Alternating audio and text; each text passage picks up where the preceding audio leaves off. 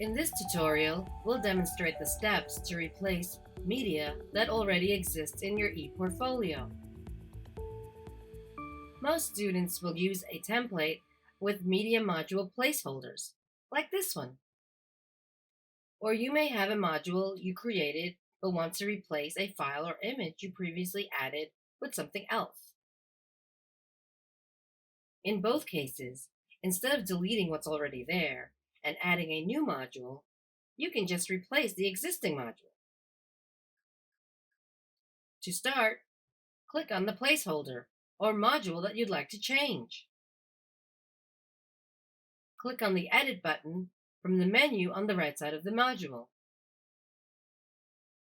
In the center of this module, click on Replace this item.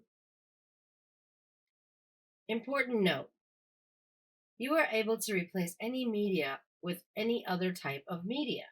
For example, you can replace a picture with a PowerPoint.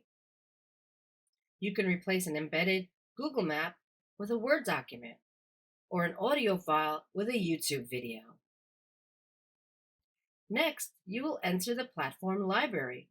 From the function bar, select the type of module you'd like to upload. I'm uploading an image. Follow the instructions on how to upload or embed the media you want to use.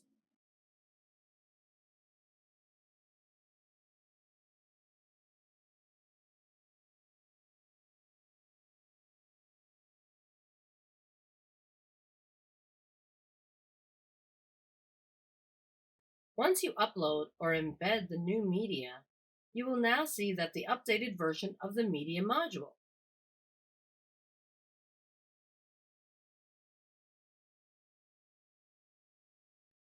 Be sure to publish your work if you are ready for viewers to see your updates. And you can always check your work by switching to Publish View. Need a little more help?